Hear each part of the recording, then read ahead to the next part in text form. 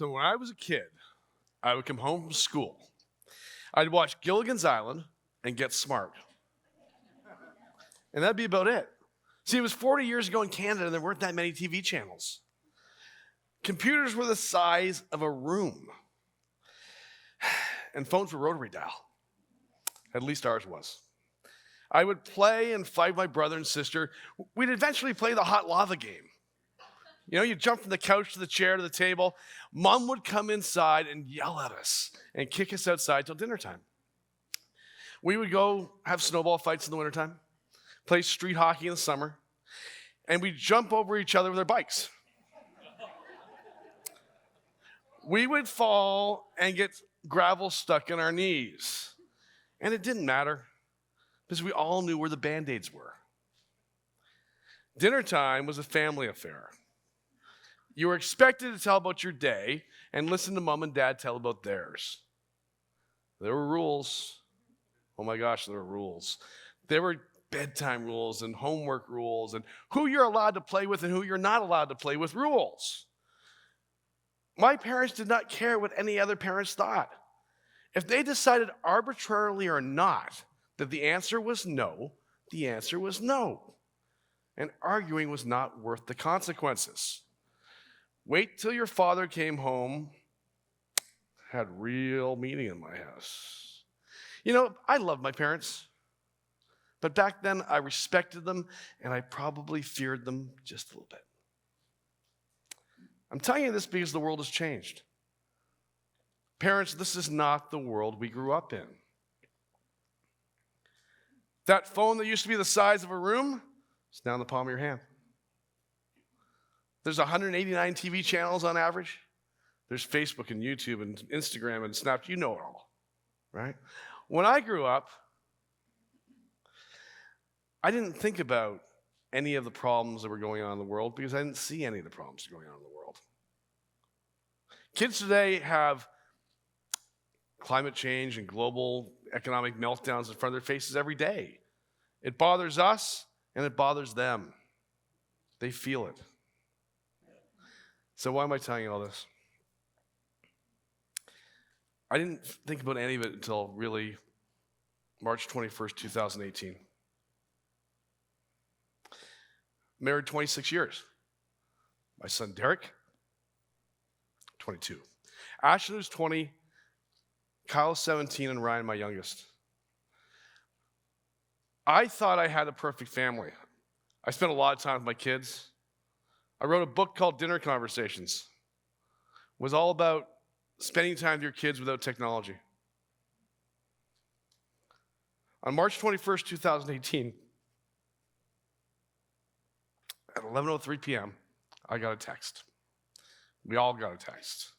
It was from Ryan. He said, I love you. He said goodbye. And then he killed himself. He killed himself. He was 14. I need you to close your eyes for a moment and think about what that might feel like. To know that you will never hold your son or daughter again. I need you to do that. I need you to try and feel it because if you don't, you're never going to take the steps that you need to make sure it doesn't happen to you. And I don't want you to feel the way I do. After Ryan passed, I was going through his stuff because that's what you do. And I came across a drawer that had a sticky note in it. It said, tell my story.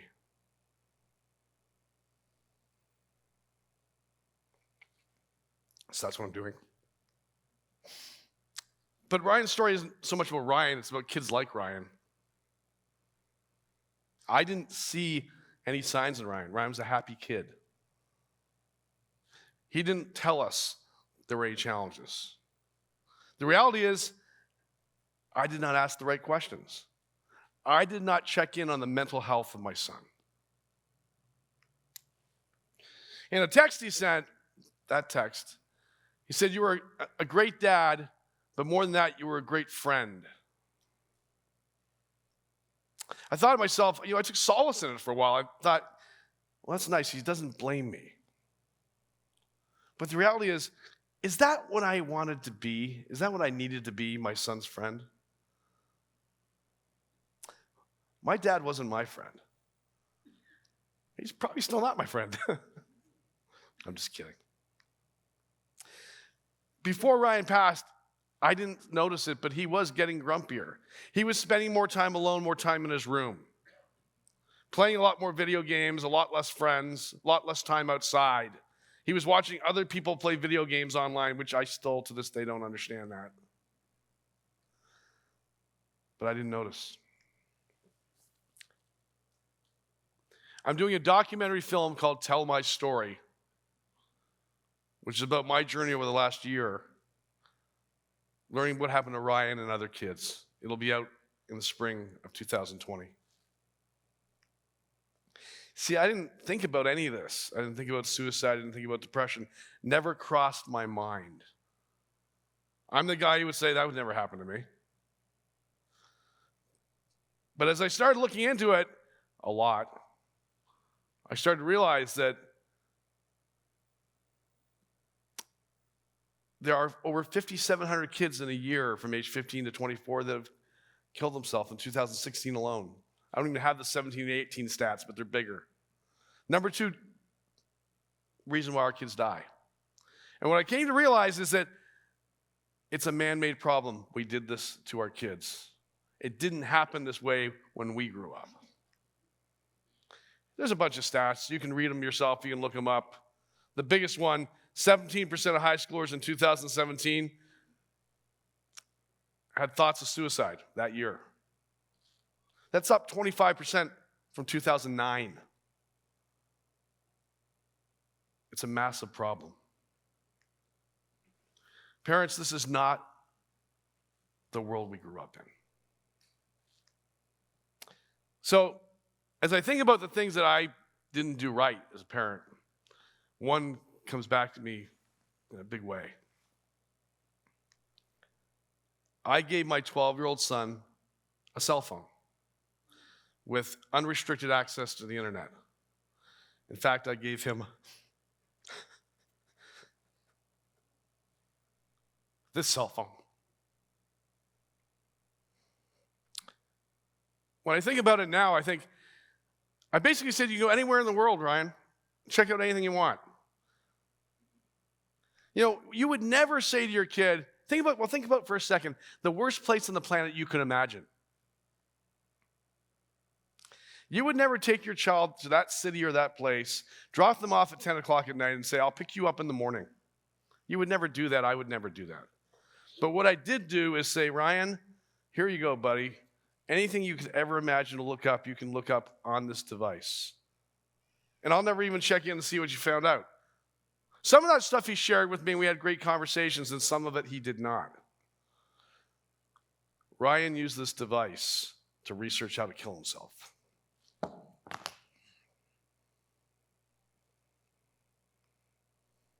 Ryan's mind couldn't handle all the things that were coming at him. This is not the world we grew up in. The pressure the kids have, the anxiety they have over school and grades and looking the best and being the best and Instagram and social media, all the stuff you already know is huge. Our desire to protect our kids has also backfired on us.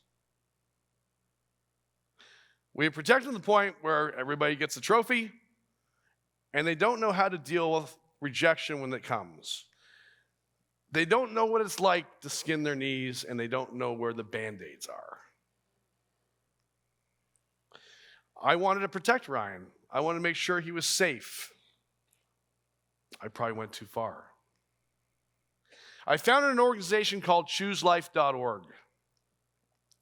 The goal of ChooseLife.org is to end teen suicide by the year 2030. Some of you think I'm crazy. But the reality is, no one is sent out to raise awareness about polio. We sent out to eradicate it. There's a lot of amazing people raising awareness for teen suicide, and it goes up every year. We need to set a goal, and we need to achieve it. Because this is not the world we grew up in. If we don't do it now, when do you want to do it? 5 years, 10 years? We have to do it eventually. Let's do it now. Think about this for a second. There were 1,358 victims of mass shootings in 2006 to 2017. Boy, that's a big number, and it's terrible. It's a terrible, terrible thing. There were 47,000 people that died of suicide in 2017. And what do we see in the news all the time? Mass shootings. If we take away guns, there'll be less mass shootings, but it's all mass shootings. Politicians talking about mass shootings. Maybe taking away the guns works. I don't know. All I know is that we're not talking about suicide anywhere near as much as we're talking about mass shootings. And if you go to a politician and you say, how do you save my kids? Help me. They'll go, can we talk about mass shootings? So, if you want to save your kids, and I know you all do, you have to first of all realize that we have to own the mental health of our own kids. You can't wait for doctors, the schools, or the government to fix this problem. You need to own it. And it is possible to fix it. Here's where we start. First of all, you got to realize that that really smart kid that you've got next to you, who you think is very worldly, is the same kid with the same brain 40 years ago that thought it was good to jump over someone else with a bike. They're not any smarter than they used to be.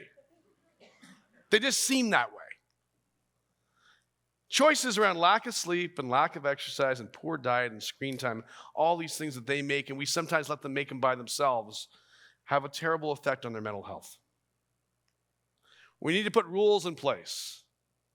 Remember, being a teenager is a series of bad decisions that you don't hope have lasting repercussions. It's a parent's job to make sure we have as few mistakes as possible.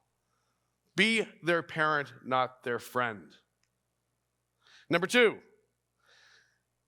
have the real vulnerable conversations with your kids where you share with them what it was like growing up, how you were bullied, how you felt insecure, how you didn't like your body, your friends.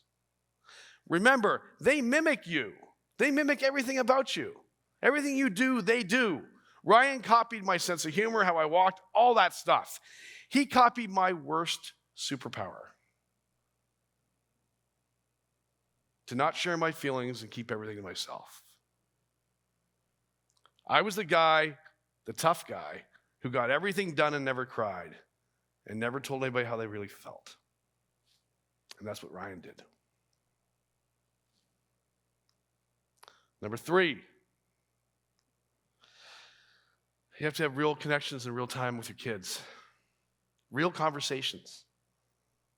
If you don't know when to do that, I'm going to give you one tip. It's not when you barge into their room and say, talk to me. They're not going to talk to you. It's generally when it's inconvenient for you. I wish I had those times back when Ryan would come into my office and say, hey, Dad, can we talk? Hey, but I'm on the phone. Come get you in a bit. I'm a good dad, I thought. I would go back and say, hey, let's talk. He would say, I got it. I'm fine. I don't know if one of those times was the time he wanted to come in and talk to me, to tell me how he really felt. It's inconvenient being a parent.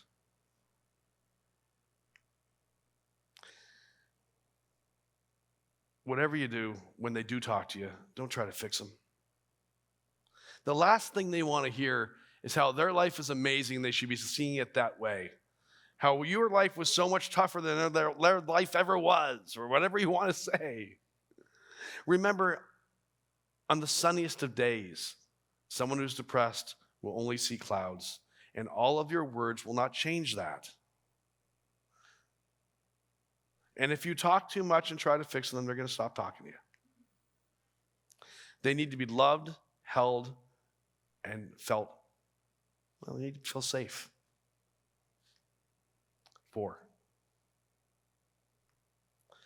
we need to go back to a time when dinner times were dinner times with no phones, where we talked about our days and we listened to others talk about theirs, where screen time was everybody watching one screen at the same time. We need to put down our phones and sit uncomfortably together until we learn how to talk again. Finally, it takes a village to raise kids. It doesn't matter if you have kids or not. If you see someone who is sad, upset, go talk to them. You might be the one person that they'll talk to. If you're a parent and you've got other kids over and you see someone who's out of place, talk to the other parents and say, hey, your child didn't seem like he was all there or she was all there that day. They're not going to get mad at you. They're going to thank you. They're going to thank you. What stops someone from actually killing themselves is knowing that at 2 a.m. there's someone there that they can talk to, that they want to talk to. That person's you.